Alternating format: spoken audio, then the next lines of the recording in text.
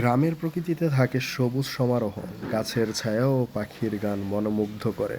বাতাসের তালে গাছের ডালপালার দোল খাওয়া এক অপরূপ দৃশ্য। নদী বা সাগরের ঢেউ এবং সূর্যের আলো, জলরাশির চিকচিক করা দৃশ্য মানুষের মনকে শান্ত করে।